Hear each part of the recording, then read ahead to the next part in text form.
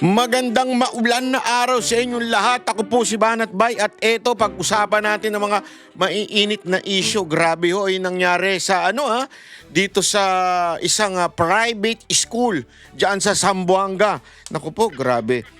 Bako naman ako talaga naintindihan ko kung bakit umiiyak si Senator Robin Padilla. Parang kasi alam mo dati eto biro-biruan natin noon no? Yung may mga kamag-anak ka sa Amerika. Biro-biruan na yun na buti pa kami dito, wala kaming ganyan. Yung mga mass shooting ba na nangyayari sa eskwelahan nila. Kasi madalas na nangyayari sa Amerika yan eh. Yung mass shooting na yan, sabi yung kapatid ko pang isa, nagpunta na dyan sa Amerika, kaya pinag-iingat namin kasi delikado talaga dyan dun sa lugar nila, pwedeng magbitbit ng bakal. Alam mo na yung bakal, di ba? Pwede magbitbit. Kaya kailangan matuto ka dyan kasi para bagang cowboy na yun yung lugar nyo na puro kayo may baril. Pero in one side, medyo tama din para sa akin as long as it's a responsible gun owner, parang tama din. Parang karapatan din ng tao kasi naproteksyon na yung sarili. Katulad yan. Yan nangyari sa Zamboanga. Hindi ko sinasabing gawin natin yan pero pag-aralan na maigi. Pag-aralan na maigi yung panuntunan pagdating sa pagdadala. Kasi yung nangyayari, lalo na pag kami mga, di ba ako, galit na galit ako dun sa gun ban. Hindi ko gusto yung gun ban, lalo na pag eleksyon. Bakit? Oo, sabihin mo na magkakaroon ng mababawasan ng init ng ulo ng tao, ganyan-ganyan. Pero sa akin kasi, sa totoo lang, hindi naman nasusunod yun sa mga kriminal Pag sinabi mong gun ban, walang pakialamang kriminal dun. Yung mga may intensyon gumawa ng katarantaduhan, walang wala naman po silang gun ban ngayon, di ako magdadala. Alam mo kung sino apektado dun sa gun ban? Sa totoo lang po ay yung mga responsible owner ng baril. Sa totoo lang, sila lang. Kasi responsable sila, susunod sila. Di ba? Susunod sila sa panuntunan ng gobyerno na gun ban.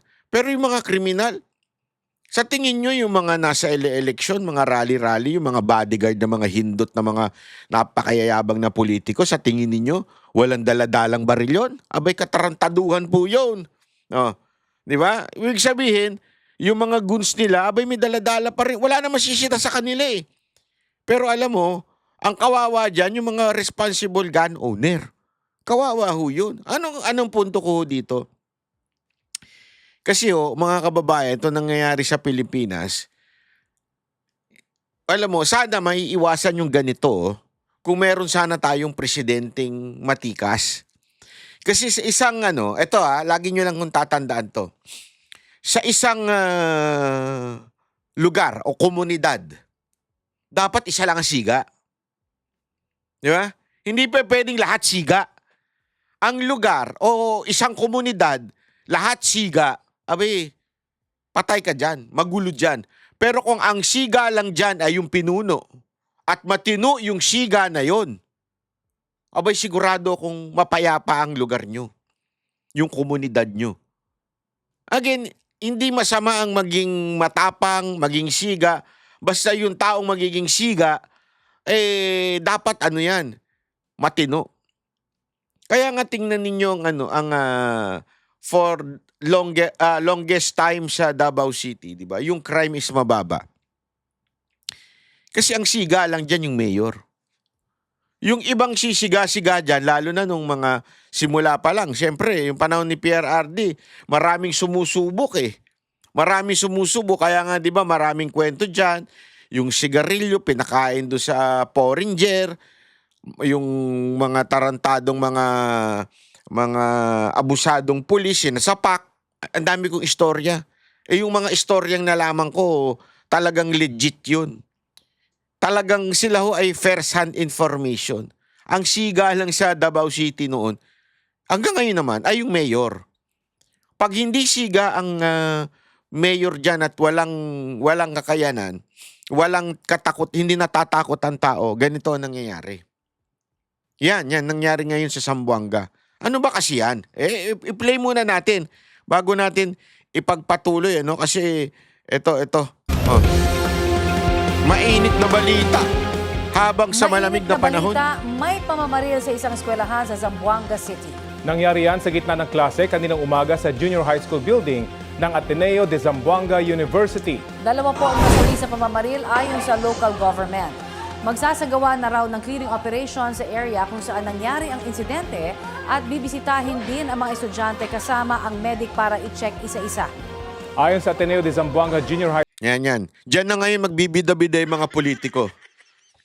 Pagkatapos, dadalaw si mayor, dadalaw si gobernador, dadalaw yung DILG secretary, o malamang dadalaw pa si Marcos dyan. Ngayon mga pagtapos na, tsaka sila magbibida-bida.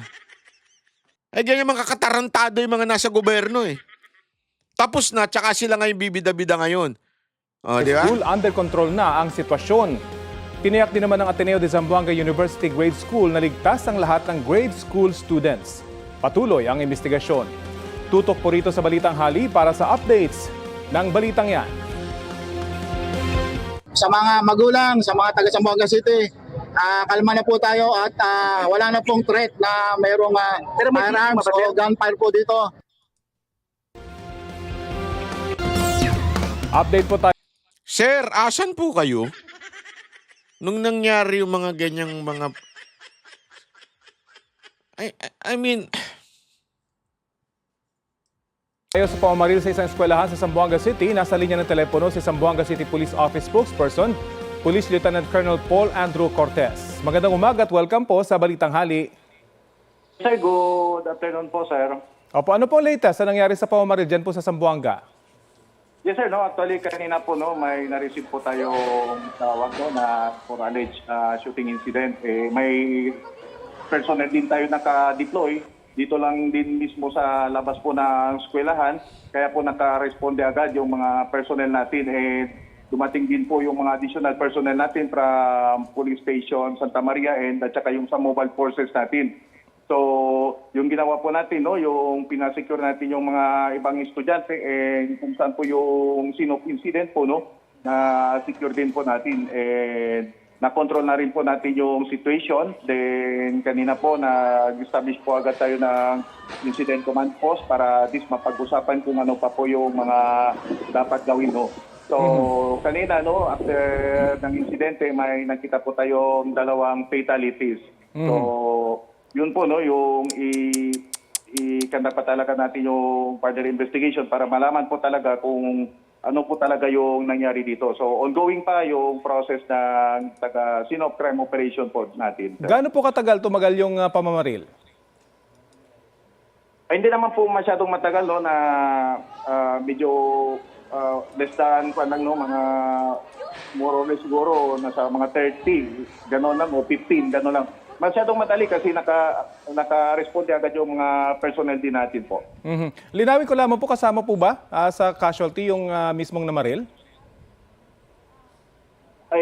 Yes, kung po, no, i-confirm pa namin, no, kasi kung kasama talaga siya dito, no, pero so far may nakita tayo 2 casualty, may mga firearms din po tayong nakita na ipaprocess rin po ng SOCO po. At kung meron na po kayong bilang, ilan po yung sugatan dito sa insidente?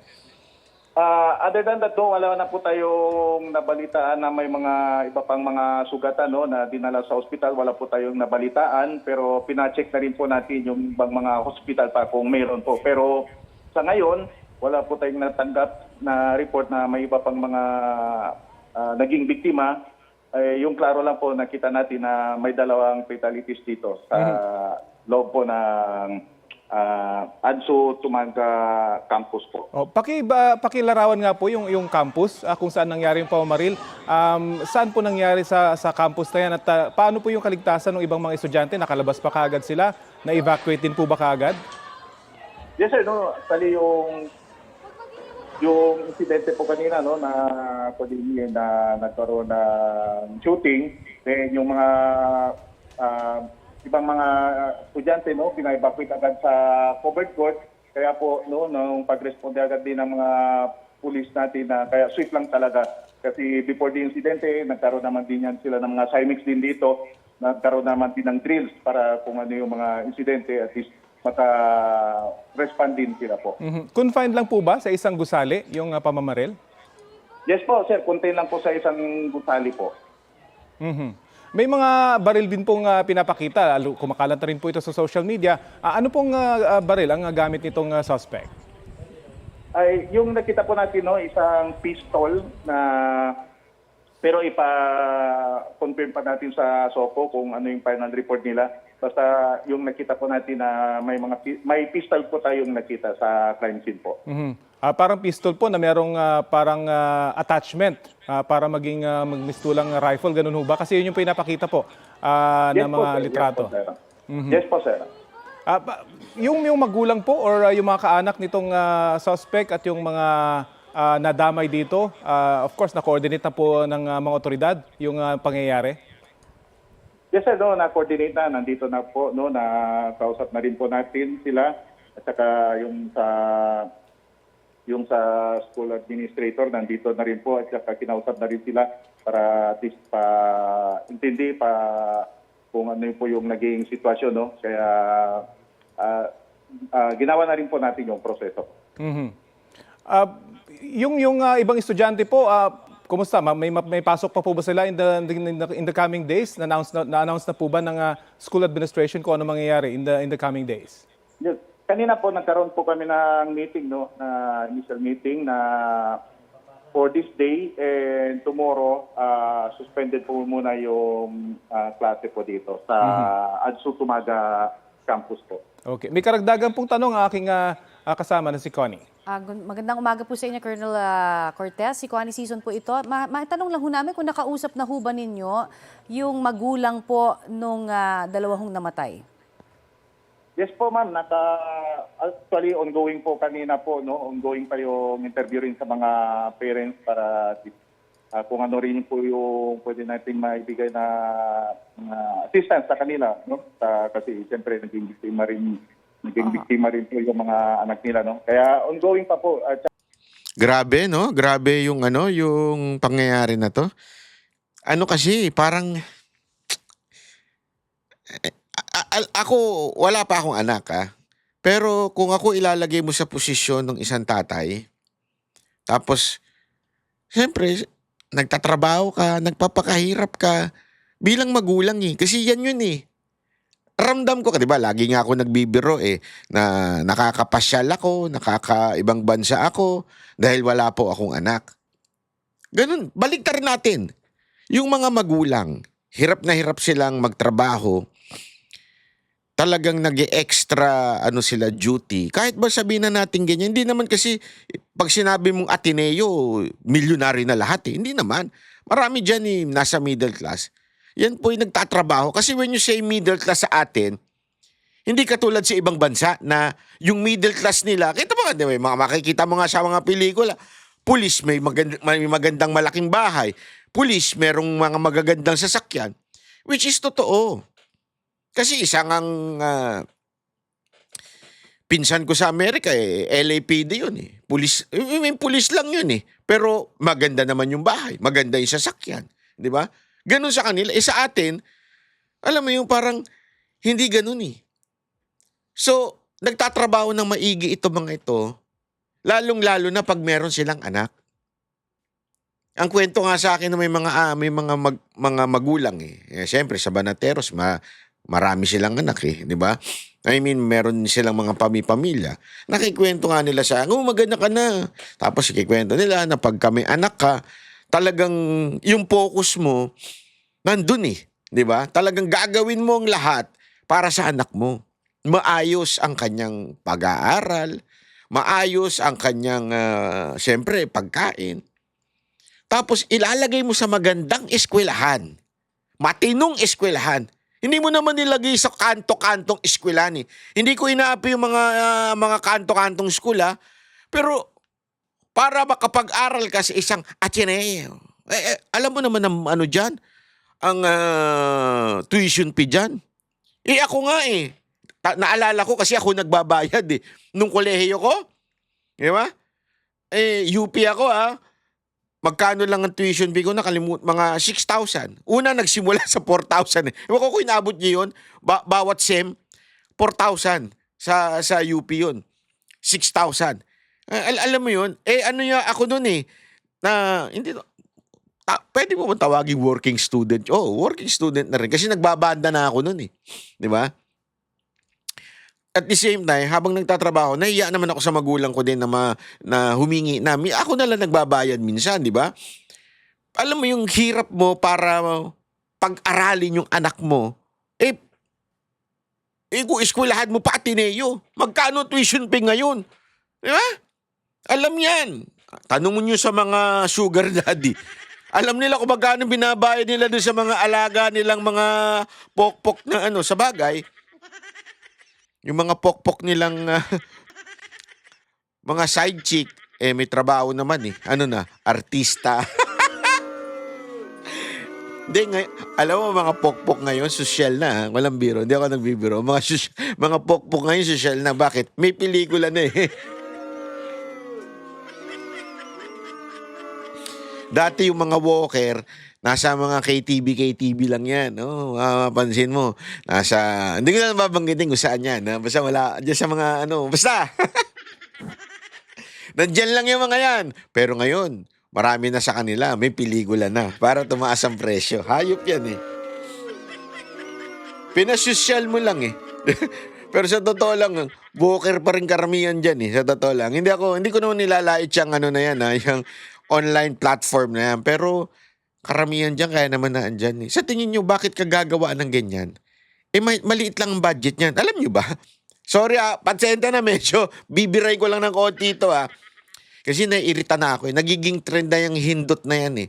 Parang, tuwan-tuwa pa kayo na merong way itong mga hayop na pokpok na ito at naninira ng buhay ng mga pamilya at tinutulungan ninyo. Di ba? Na sa tingin nyo, bakit papasok sa mga ganyan yan? Kaya pumapasok sa ganyan yan para kumita sila. Para mas malaki ang masingin nila. Ang baba naman ng sahod nila dyan eh. Magkano lang sa pelikula? Nako, napakababa ng sahod dyan sa mga pelikula na yan. Tapos binabanatan ka? Bakit mo gagawin yun? Gusto mo bang banatan ka live na napapanood ng mga tao? Wala akong problema kung gusto mo lang talaga makipagtsuktsakan eh. I mean, problema mo yan. Personal mo yan. Pero kaya ka naman pumapasok dyan, hindi sa sahod eh. Magkano lang yung sahod dyan? Maniwala kayo, magkano lang ang sahod dyan? Kaya pumapasok yung mga yan, nagpapataas ng presyo yan pagka nasa mga GC. Ang GC, group chat. May group chat yung mga walker na yan eh. Ito, lumabas na ito sa pelikula. So, kaya mas mataas ang presyo nito. Nagiging tulay kayo ng mga... kayo palang pinakamatinding bugaw sa bugaw ng mga bugaw, di ba? Kayong platform kayo. Hindi, kaya ako dati, sang-ayon ako dun sa MTRCB na dapat ibinaban yan eh. Bakit ko nasabi? Kasi it has something to do with this. Alam nyo, noong una hindi ako naniniwala eh. Hindi masyadong hindi naniniwala. Naniniwala ako pero I'm not really into it. Marami nagsasabi dahil daw dun sa isang platform na laro, kaya yung mga kabataan nakakapag-isip ng ganyan. As a matter of fact, isa yan sa mga, I think, inano ni Senator Robin noon eh. Tapos yung emotional ng mga kabataan ngayon. Tas, di ba, remember, binira si Senator Robin doon. Kaya ngayon, ang sama-sama hindi mo masama loob, parang sobrang lungkot ni Senator Robin Padilla. Kasi dati binabatikos niya yung platform na yan. Etong isang game. Laro yun. Hindi ko nga maintindihan kung ano yung laro na yun at papaano nakaka-impluwensya yung laro na yun para yung mga kabataan ay maging bayolente. Sa totoo lang. Yung mas maintindihan ko pa yung mga iba kasi naalala ko noon meron kaming nilalaro noon. Dati kasi Pupunta ka ba ng computer shop para makapaglaro nitong mga yung barilan, di ba? Pupunta ka pa na ng computer shop. Ngayon kasi sa bahay na lang. Sa cellphone na nga lang eh. At noon parang hindi mo maisip na, ano yun, habang naglalaro ka dahil nag-e-enjoy ka sa barilan na to, i-a-apply mo ngayon to doon sa eskwelahan mo? Pero meron kasi talagang mga pag-aaral na yung mga violent games na yan ay talagang nakakaapekto sa utak, lalo na ng mga bata.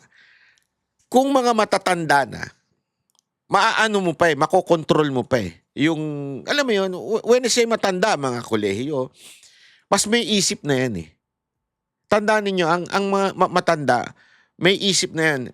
Medyo ano na yan, matured enough na to separate the reality at saka yung games.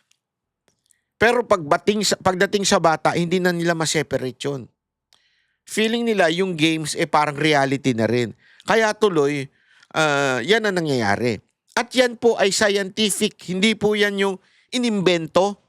Hindi po yan yung gawa-gawa. Hindi, binagbibintaan nyo lang to para siraan tong mga games na to. Hindi ho. Kaya nga, sana magkaroon talaga ng mga panuntunan sa Pilipinas. Ewan ko kung hindi mapigilan ng magulang yung kanilang mga anak na maglaro ng mga ganyang games, sana yung gobyerno matuto ng mag-block ng mga ganyang sites or whatever. I really do not know. Masyado tayong huli. Yung DICT natin walang silbi. Yung cyber na yan, yung mga cyber security na sa mga NBI, sa mga pulis, wala ang silbi yan. Ang target lang niya mga cyber office na yan, ng NBI at PNP, ay yung mga bumabati ko sa gobyerno. Pero yung mga ganitong issue, wala silang pakialam dyan. Basta ang pupuntiryahin lang nila yung mga kalaban ng gobyerno. Doon sila. Yun ang kasiyahan nila Banata ng ang gobyerno. Yun lang. The rest, yung mga ganito, wala na silang pakialam. Kaya tuloy ito nangyayari sa bayan natin. Bayan ng, ewan ko kung pabata na ng pabata. Isipin nyo to kaliwat kanan. In all forms of society, from doon sa nakikita nyo sa kalsada, yung sumasabit sa jeep, tapos mga nagnanakaw, pabata ng pabata. Yung mga nag-i-snatch, pabata ng pabata. Yung umaakyat ng mga truck, pabata ng pabata. Di ba? After nun, nag-ano na yan, nag-evolve na yan, nag-level up na yan. Yung mga drug runner na ngayon, pabata na rin ng pabata. Bakit? Kasi alam nila na pag nahuli yung mga drug runner, walang makakalabas din kagad kasi nga walang pananagutan dahil sa lintik na Pangilinan law na yan. Yan talaga yung mga salot sa lipunan natin, mga politiko bobo, mga tarantado Kupal. Sorry So totoo lang bakit? Alam mo kasi ganito nangyayari dyan Ang dali-dali na nga makalusot ngayon. Kasi lahat ng transaction ngayon online. Tapos hindi naman binabantayan ng cybersecurity ng lintik na NBI yan. Ang binabantayan lang itong mga kalaban sa politika. Gagawa sila ng transaction, di ba? Tapos sino magdi-deliver? Bata. Deliver mo na to. Paano mo mahuhuli yun? Pag nahuli mo sa karsada yun, huli lang. Confiscate lang yung kung ano man yung dinala niya. Tapos eventually, pakakawala na rin siya. Ipapasa sa DSWD, pakakawala na rin. Di ba? Pabataan ng pabata. Now, this time naman, eto. Yung, alam mo yung, parang dati, ang mga terorista, malalaki, alam mo yun, mga terorista, ang galawan, mga matatanda na. Ngayon, hindi, mantakin mo. Paano nagka-access ang isang high school student sa baril? Di ba? Paano sila nakapasok ng eskwelahan? Wala ba security guard yung hindot na... Hindi, sa akin kung walang security guard yan, ang tagpabaya yung security guard, O yung eskwelahan, tanggalan nyo ng lisensya. Alam mo kasi ganito eh. Masyadong masyado tayong malamyang bansa. Sa totoo lang, napakalamya natin. Pumunta kayo ng ibang bansa, pag may nahuling sa isang store, nahuling tiwali yung ganito, sarado yung store. Ganun, apektado. Di ba, kinikwento ko nga sa inyo. Ito ganito, sa Japan, laging kinikwento sa akin, Bay, paglasing na si ganun, huwag ka na sumakay sa sasakyan niya, ha? Pag pauwi, mag-taxi ka na lang, ha? Kasi, pag nahuli yon, yung hapon na yon, na uminom, na nagmaneho, kasama ka. Pag nakasakay ka sa sasakyan na yan. Hindi lang ho yun, ha? Kung saan man siya galing, kung sino man yung kainuman niya, hahanapin pa. Bakit? Bakit yung pinabayaan yung kaibigan ninyo na magmaneho ng nakainom? Ganong katindi yung social responsibility ng batas nila. At kung iisipin mo, kaibigan lang ako, anong pakialam ko dyan? Kung hindi, may pananagutan ka bilang kaibigan mo na nakipag-inuman sa iyo, tapos pinabayaan mo mag-drive ng sasakyan. Kaya less yung crime eh. Yes, there is a crime in Japan. Actually, nadadagdagan na nga daw ngayon eh. Pero grabe kasi yung stricto nila pagdating sa mga ganyan. Talagang, syempre ikaw, kaibigan ka, sasakay ka sa sasakyan niya. Tapos lasing yung driver. Nasabihan mo siya, diyan ka na lang, magpahinga ka na lang. Kaya marami sa kanilang yung parang pahingahan. Meron pa nga sa kanilang negosyo na tatawagan mo, lasing na ako, pumunta ka na dito, ipag-drive mo na ako. May ganun sa kanila eh. Sa atin, eskwelahan na papasok na may baril. Alam mo, ito dito ko na lang naintindihan yung trabaho ng DepEd eh. Inutil na kasi ngayon eh. Kasi sinubukang ayusin ni VP Sara Duterte. Kaya nga merong intelligence and confidential funds para sa mga ganyan. Puna tayo ng puna. Bakit first time lang sa DepEd na merong confidential funds, intelligence funds, etong Vice President? First time in the history of the Philippines. Alam mo, ang batas kasi, tandaan ninyo, dapat siya nag-i-evolve. O yung panuntunan, proseso, dapat siya nag-i-evolve. Why? Ang tinatawag dyan yung changing times. Kaya nga, kahit ako, isa ako sa mga advocate ng baguhin ng konstitusyon kasi hindi na ho akma sa panahon natin. Isipin mo 1987 yan. Ano na ngayon? Almost, kasi 27, almost 50 years na yung batas na yan. Yung konstitusyon natin. So, ibig sabihin, ang dami nang nangyari na kailangan na pong baguhin. The same thing with doon sa DepEd. Bakit biglang nung panahon lang ni Vice President Sara Duterte nagkaroon ng confidential funds, intelligence funds? Alam niyo kung bakit? Kasi po, ngayon, iba na. Ang NPA hindi na nire-recruit sa mga bukid-bukid. Ang NPA nire-recruit na sa mga eskwelahan. Aside from that, katulad ng mga sitwasyong ganito, di ba? Dapat sana, alam mo yun, magaling ba ang eskwelahan pagdating sa ganyan, psychological? Hindi naman kasi biglaan ito eh. I don't think bigla naisip ng bata, asan na yung baril ng tatay ko? Kunin ko kaya, punta ako sa school, barilin ko sila. Hindi. Merong itong pattern. Ibig sabihin, dapat sana napapag-aralan yan. Tapos yung kanilang, ewan ko, kung may silbi ba yung mga anong tawag doon sa opisina na yun? May opisina sa loob ng eskwelahan na nag-ano na mga ganyan eh. Kung may silbi ba yun? Tapos i-report yun. sa DepEd, das yung DepEd, iimbestigahan yan. Paano yun? Intelligence funds. Confidential funds. Di ba? Hindi naman pwedeng gawin nung nandoon sa... Ano bang tawag doon sa hayop na yun? Nakalimutan ko na. Yung opisina sa sa loob ng eskwelahan na nag-handle ng mga ganyan. Yun, sa guidance. O, guidance ka. Bye. Oh, Mr. Byron, Mr. Cristobal, go to the guidance. Lagi kasi ako nag-guidance nun eh. Yung guidance counselor doon, tropa ko na. Ikaw na naman, yes, sir!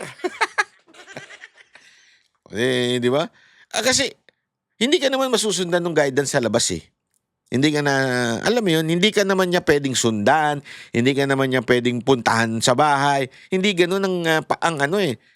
Ang pwedeng gumawa niyan, yung mga intelligence officer. Kunwari, halimbawa, ito senaryo. Merong isang estudyante na nabibuild up, nakikita niyong violente. I-report yan sa principal, i-report sa guidance. Yung guidance, report sa principal. Yung principal, eventually, maaring mag-report siya sa DepEd that we have this kind of situation, ganito. Yung DepEd naman, pwede silang magkaroon ng mga aside from the police, pwede nilang sila mismo tingnan din kung ano yung nangyayari dito sa mga sitwasyon na to. Lalo na, if concern is parang medyo may criminal intent yung bata. Di ba? Yan yung sinasabi natin, sana na-avoid. Kaya lang, again, politika kasi. Pinupolitika tayo ng gobyernong ito, ayaw ng ganyan na ginawa ni BP Sara Duterte dahil nga naman kailangan mapalitan si BP Sara Duterte. Diba? Ay naku, sobra nga eh. Wala eh. Kasi itong, alam mo kung bakit ganito? Ha? Kasi, ang bayan natin, talagang bayan ng pinamumunuan ng mga walang pakialam. Bibigyan ko na kayo ng sample. Ito, kita nyo to? Itong bagong issue. Ito. There were criticisms and memes on social media following the post of First Lady about her birthday sabbatical. This is amid terrible traffic situation and flooding situation yesterday. So, what do you want to say about it? Opo, nakita po nga natin yan at nauunawaan po natin kung may ilang mga hindi po nasiyahan sa timing o paraan ng pagkakasulat ng post ng ating First Lady. Karapatan ng bawat isa na magkaroon ng sariling opinyon at ito naman po ay mahalaga at pinakikinggan po ni First Lady ang lahat ng opinyon para malaman niya kung ano ang nararapat na ano pang tulong, batikos ay kailangan itong malaman.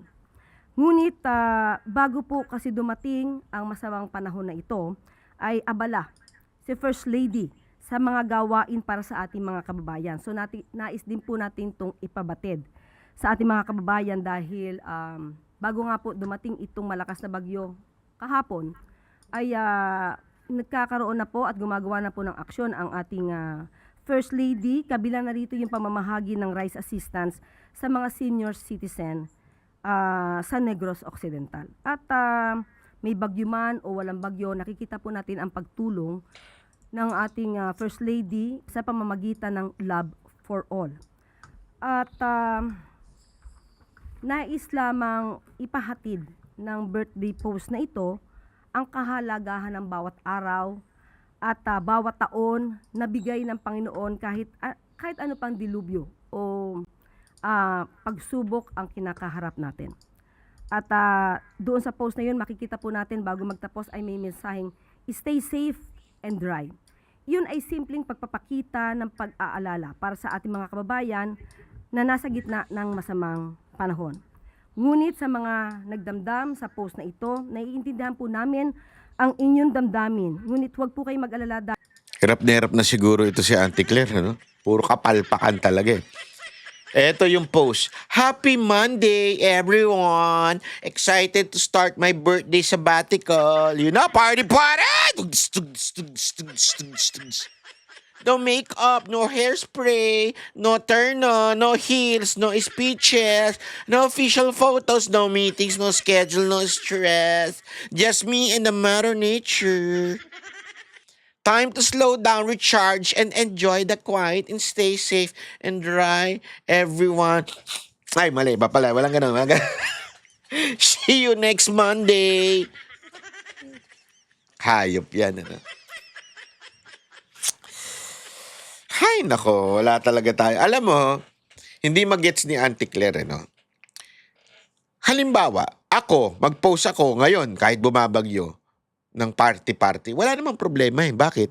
Hindi naman ako kasi government official. I mean, hindi naman ako may hawak ng pera ng taong bayan. Baka sabihin nung iba, asawa lang naman yan. Still, asawa yan. When you consider asawa, it's part of Marcos. Ever since sinabi ko na yan eh. Marcos, BBM, it's not just BBM. BBM is definitely including First Lady Lisa Marcos. Kasi pag natulog yan, yan ang katabi mo. Katabi pa ba? Ewan ko ah. Pero yan ang katabi mo, bumubulong sa'yo. Ay, si ganito, pwede ba ikulong mo na to? Si ganito, ayoko yung vice president mo. Hindi ko yung gusto. Alam mo yun, hindi mo maaalis eh. It's the first family. It comes with the job na presidente ka. Kasama ang first lady. So kung ano man ang sabihin ng first lady, apektado ang taong bayan. Ngayon, may masama ba sa sinabi niya? Wala. Walang masama sa sinabi niya kasi wala naman siyang pakialam. Insensitive naman talaga sila. Ganyan naman na sila eh, noon pa. Ang mga yan, masyado nang matataas. Iba yung mataas na mataas ha. Iba pa yon, iba yon. Ibang mataas yun. Pero sobrang taas kasi nila. Yan ang hindi ko maintindihan sa mga Pilipino. Lalo na yung mga nasa pasensya na kayo, huwag kayo magagalit ha. Yan isang kinagagalit ko sa mga nasa probinsya eh. Sa totoo lang. Hindi ko maintindihan, boto kayo ng boto nung nakatira sa mga garbong bahay. Boto kayo ng boto ng mga gobernor, mga mayor, na hindi payak ang pamumuhay. Tapos magrereklamo kayo pagdating ng panahon na parang hindi sila apektado sa mga nangyayari. Kasi kagagawan din natin. Iyan ang napapala natin sa pagboto ng isang Bongbong Marcos. Bakit nyo kasi binoto? Alam nyo na ngang walang alam. Isang spoiled brat. Isang, alam mo yun? Tapos expect mo na maging caring siya sa inyo? Diba? Hindi mo maaano yun. Diba? Kaya nga ibig ko sabihin, mga kababayan, itong ganitong salita, hindi ito mali in a sense dahil tama sa kanila yan. Ganyan talaga sila eh. What will you expect from them? Nandun sila eh, sa kataas-taasan eh. So, yung baha, they don't give a damn sa baha na yan. Wala silang pakialam dyan. Wala silang pakialam. Hindi naman sila nagko-commute. Hindi naman sila nalulubog sa baha. Kaya, normal lang sa kanila yan. Kasi kung ikaw ay parte ng society na yon, kung ikaw ay parte ng mga nadadamage na yon, hindi ka makakapag-post ng ganyan. Baka ang post mo, nako, panahon na para magwalis, maghugas dito dahil nabaha kami. Baka gano'n na i-post mo. Di ba? Baka ang i-post mo, kasi ito nangyayari sa amin ngayon. Kaya mga kababayan, maglinis na tayo bago pa dumating uli ang bagyo. Yun sigurong ipopost mo. Kasi siyempre, lagi ko sinasabi ito eh. The abundance of the heart, the mouth speaks. Kung ano yung nasa loob ng puso, yun ang lalabas. Kung ikaw, sosyal ka, yan lang lagi ang lalabas sa bibig mo. Kung ikaw, yayamanin ka, yan na lang lagi lalabas. Oh, ano na, wala na. May bagong labas ang Hermet. Oh, bili tayo niyan. Yan ang mga usapan nila eh. Oh, alam mo ba, may bagong ano ngayon, kotse, ganyan. Siyempre mayaman yung mga yan eh. Ganyan talaga magiging usapan yan. Oh. Oh, uy, can you see the new watch of that governor? Oh, you should buy one. Kasi nga, ganyan sila. Huwag na natin sisihin. Wala tayong magagawa. Ginusto nyo yan eh. Tapos magagalit tayo ngayon na sosyal sila at wala silang pakialam. Ano ba? Di ba? Binoto nyo eh. Ano gagawin natin? Ay nako, kaya nga alam mo, sa totoo lang, ewan ko ba? It is sad to see na may mga ganitong pagkakataon na para pa tayong naa-amaze o para pa tayong naiinis. Kupal na sila eh. Anong gagawin nyo? Kupal talaga eh. Di ba? Hindi lang eh. Ako itong pagdidepensya nito ni Auntie Claire na kesyo ang sinabi pa daw, ano ba sinabi sa dulo? Kesyo, sinabi naman niya, stay safe and dry, everyone. Concern na daw si Lisa Marcos doon. Concern ba yan? Stay safe and dry, everyone. Paano magiging dry? Nasa baha nga ang bahay namin eh. Dry?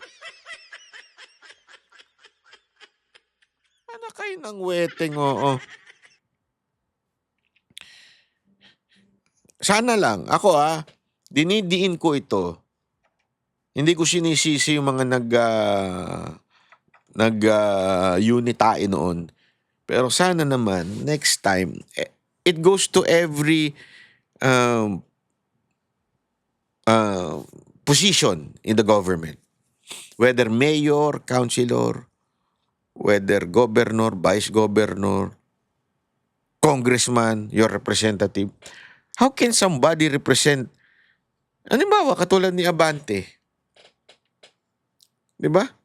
Katulad ni Chua, kayo mga taga-Tondo, ewan ko sa inyo.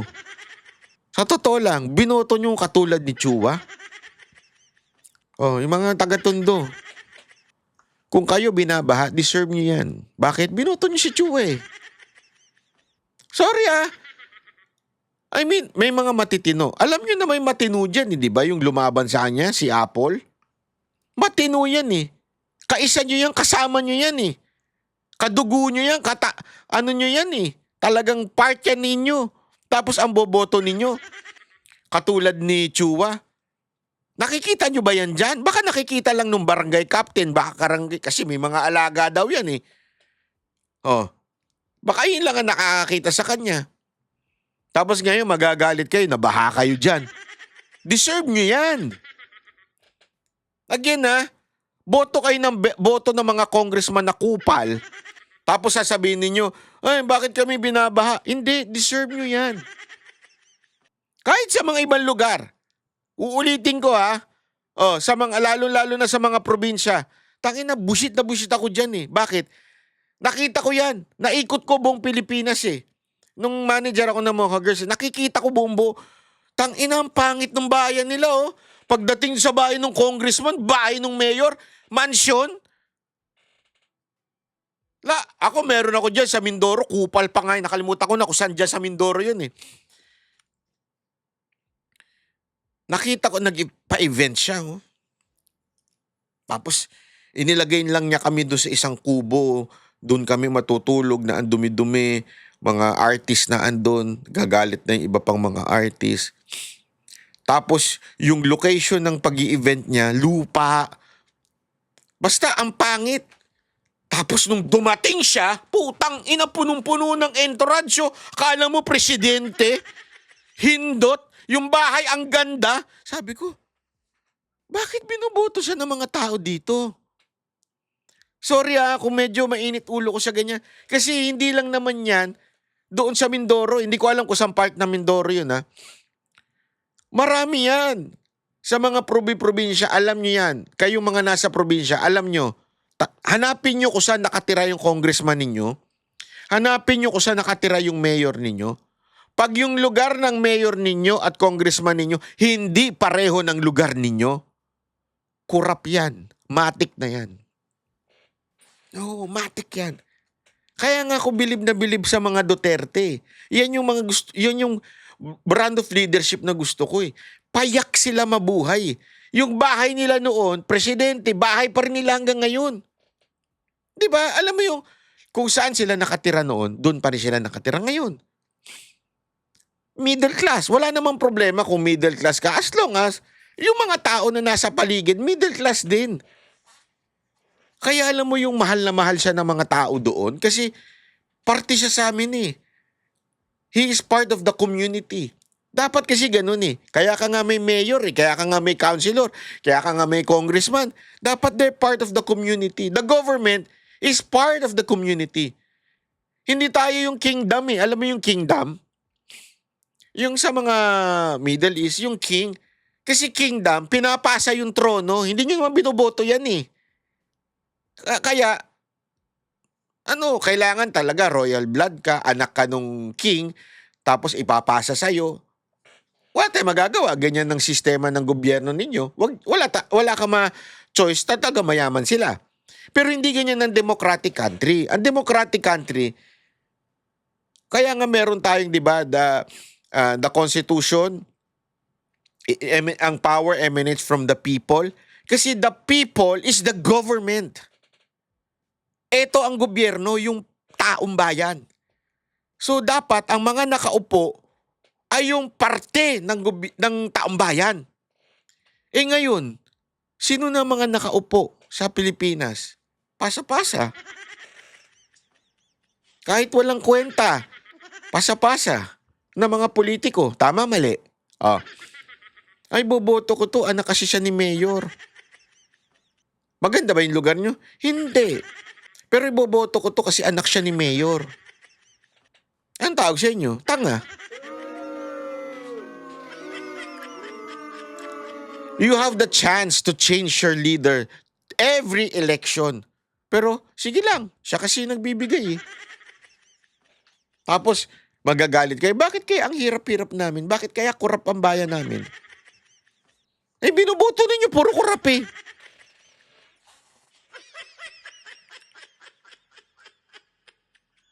Hindi lang ito sa presidente o sa vice president ha. Ang focus ko nga dito yung mga congressman eh. Mga focus ko nga dito yung mga mayor eh. Mga vice mayor, mga councilor. Boboto kayo ng mga councilor. Kaya alam mo, bilib ako sa mga councilor ni Yorme. Ito, walang biro ito ah. Yung lalo na yung nakaaway ko, yung naghamon sa akin ng suntukan. Buti na lang, friends na tayo. Hindi, kasi yung si Awi, yun. Si Awi, parte siya ng community. Kaya nga ganun siya magsalita pag-campaign. Talagang basagulero siya magsalita. Taga-Tondo eh. Hindi, sabihin, hindi ko naman sinasabing pag taga-Tondo, basagulero ah. Ang sa akin lang kasi, parte siya nung komunidad. Dapat ganun ang mga inilalagay nyo sa posisyon. Dapat ganun ang mga maging congressman. Hindi ako bumabawi sa Awi. Pero, Awi ba pangalan niya? Tama, di ba? Oo. Basta yun. Ang akin lang, gusto ko ganun eh. Kaya nga yung mga makikita mo, yung mga kasamahan ni Yorme si Yorme, kaya din naman okay siya dahil lang galing din siya doon. Dapat ganun. Again I'm not saying na baka sabihin, ba, balimbing si Yorme. Ibang usapang nasyonal, ibang usapang lokal. For now, para sa akin, hindi pang nasyonal si Yorme. Pag local na lang talaga siya. Ito hanggang mapatunayan niyang maayos niya. Kasi ang focus niya ay Maynila eh. To the point na kailangan niya sumipsip kay Marcos. Sige, okay ako dun. Patunayan mo. Patunayan mo yung teorya mo na tama. That you have to kiss us, BBM, para maayos ang Maynila. I will give you the benefit of the doubt.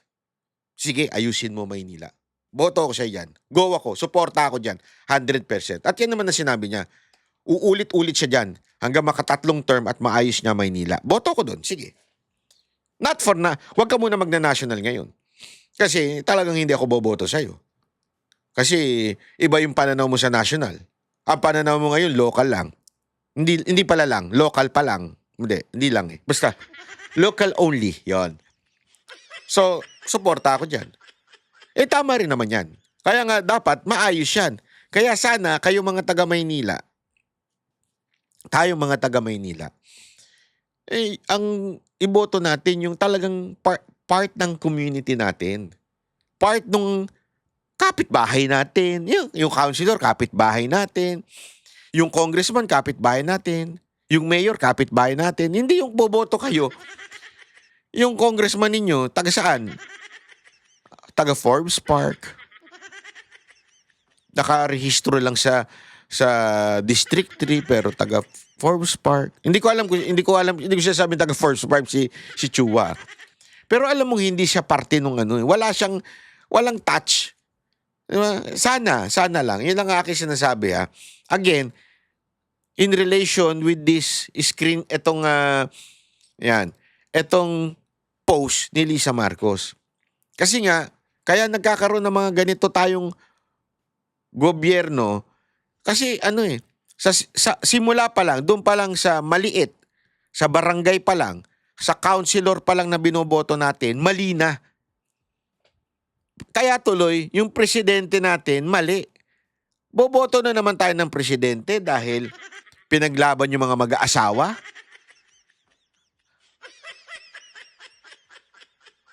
Alam mo yun? Boboto ka ng presidente dahil, eto, yung ginawa ni Leni Robredo na nagnaga siya, mayor, mas boto pa nga ako dun eh. Patunayan mo na gumanda ang naga dahil gusto mong maging presidente, gusto mong pagandahin ng Pilipinas, yung lintik na naga nga, hindi pa maayos. Pag naayos mo yan, pag napaunlad mo yan, naging safety tao dyan, maayos ang transportation, malinis dyan, maganda, mayaman yan lungsod na yan, takbo kang presidente, baka suportahan kita. Again, hindi tayo tumitingin ng kulay dito eh. Kung merong politician na umayos yung kanyang lungsod, kaya nga dapat talaga, ako, as much as possible, dapat galing sa local government ang isang presidente. Mayor, dating nag-mayor. Bakit? Kasi nga, sila yung nakakadama ng ano ba ang ginawa nila nung sila ay may hawak na maliit. Always remember this, and this is biblical. Biblical po yan na pagka na pinagkatiwalaan ka sa maliit at ikaw ay naayos mo yung maliit, dumaan ka sa mga pagsubok at nalagpasan mo yung mga maliliit na pagsubok na yan. Kung binigyan ka ng talent na ganito, ibig sabihin yung pera doon sa nung panahon na yun, at nagawa mong faithful ka dyan, talaga nagtagumpay ka dyan, pwede ka nang umakyat doon sa mas malaki, yung buong Pilipinas na. Pero kung wala ka namang nagawa, sa lokal, ano ginawa mo? Pinaglaban mo mga mag-asawa at mga kabit. Tapos gusto mo maging presidente. Ano ka? Ilo? Ang dapat sa'yo, guidance counselor na lang o kaya, anong tawag doon? Sa mga mag-aasawa. Diba? Yun ang, diba? Halimbawa, eto, si John Vic. Di ba, may meron siyang pahiwatig noon, natatakbong presidente. Pangit na mukha nito, nakakainis. Di ba, may tatakbong presidente? Naayos niya ba yung anong governor sila ng Cavite? No comment. Piling lugar lang ang maayos sa Cavite. Sa totoo lang. Piling lugar lang. At alam na mga Caviteño kung sino ang mga matitino na mayor nila. Pero yung governor?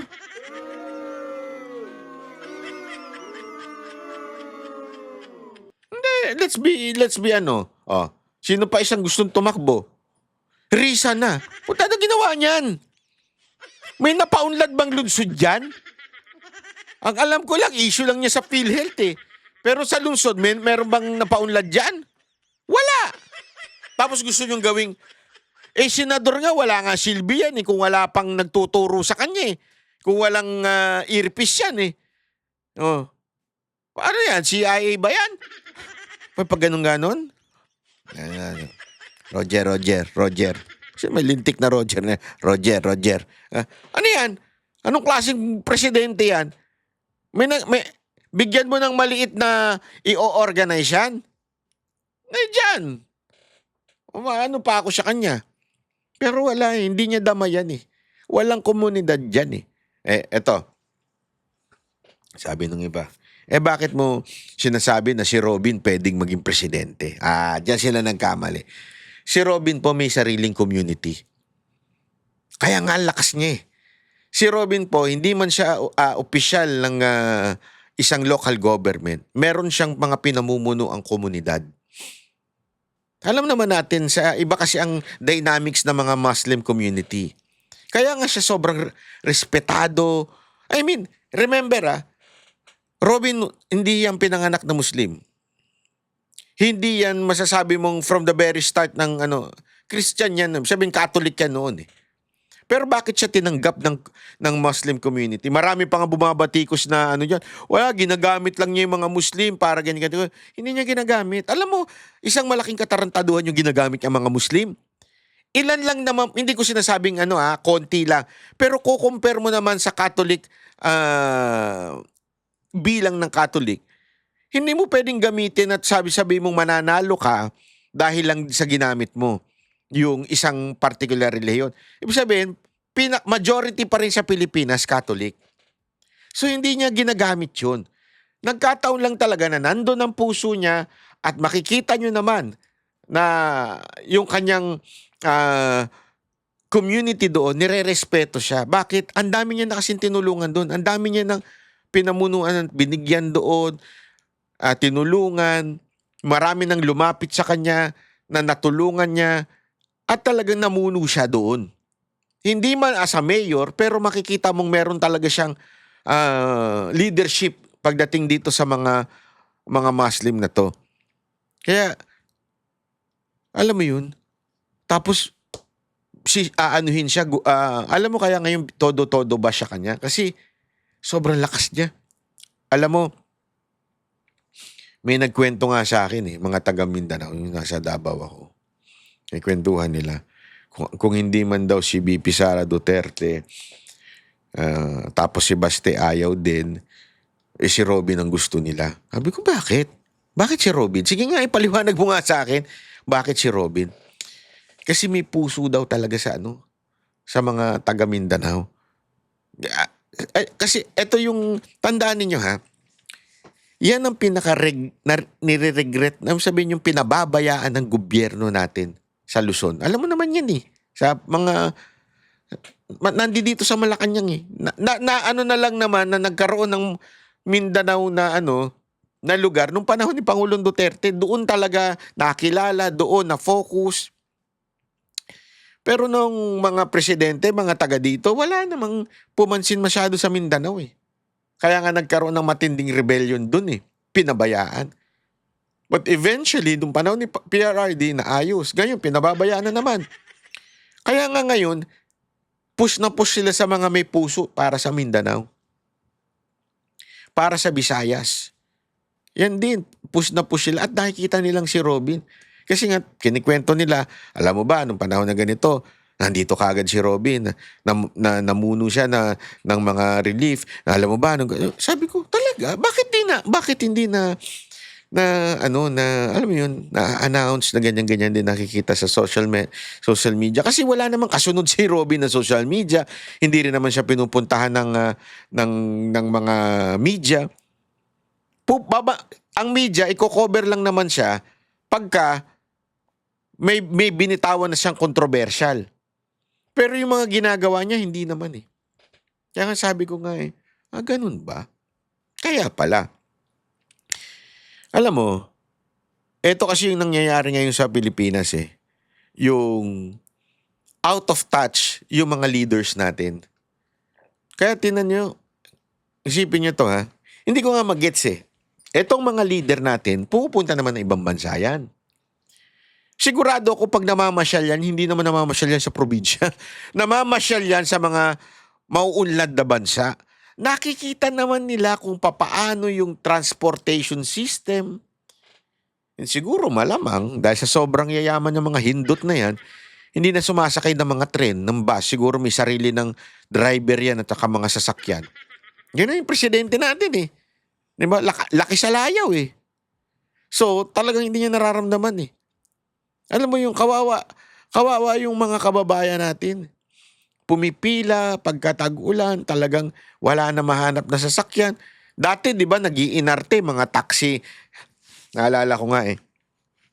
Dati, galit na galit tayo sa mga taxi. Yung mga taxi talaga, yung taxi. Basta yung taxi. Kasi hindi yung mga private na na mga Grab, InDrive, ganyan. Yung mga taxi talaga, galit na galit tayo kasi naalala ko yan, nung time na hinahatid ko yung nanay ko at sinusundo ko. Minsan taxi lang kami noon eh. From dun sa kanyang eskwelahan.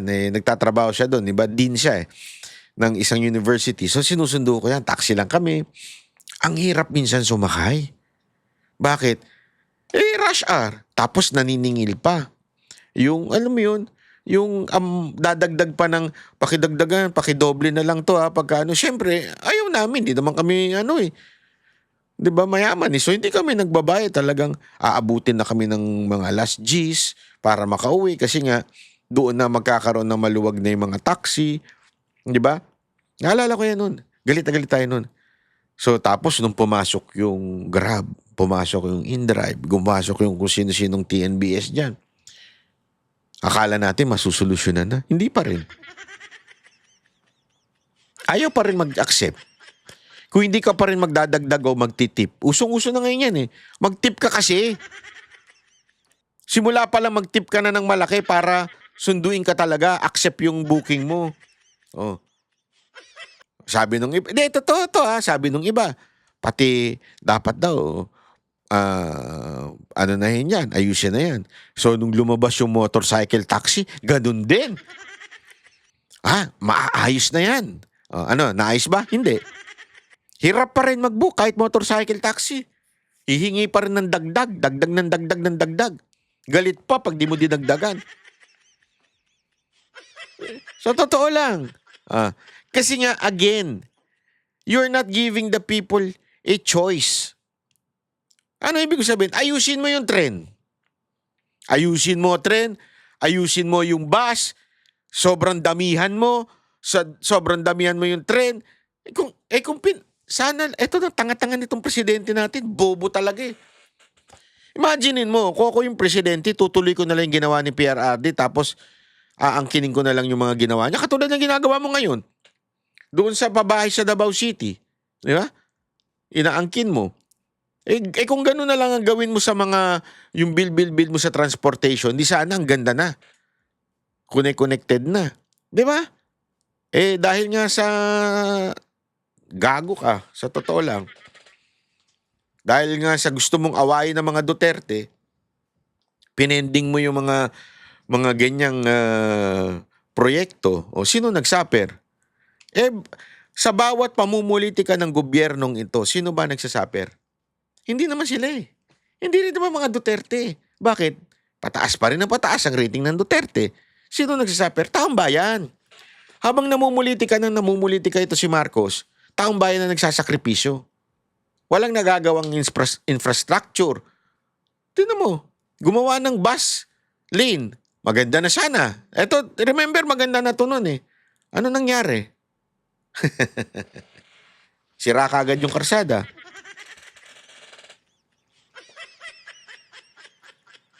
Tapos anong gagawin nyo para makalusot yung pagnanakaw ninyo? Impeachment.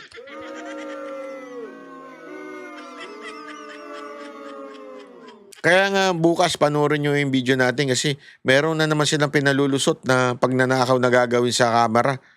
Meron na naman silang pagnanakaw na gagawin dyan. At ang pantapan nila, impeachment. Hay nako mga kababayan, kawawa talaga tayo mga Pilipino dahil dito sa to. Sana sa 2028, parang awa nyo naman ha. Gumanti tayo dun. Gumanti tayo sa 2028, ladies and gentlemen. Grabe na ho, 6 na taon tayong delubyo, ang bansang Pilipinas delubyo. Pwede ba sa 2028, maayos naman natin to? Ha? Okay? Maraming salamat po. Kita-kita ulit tayo sa susunod nating video. Ako po si Banat Bay. See you tomorrow.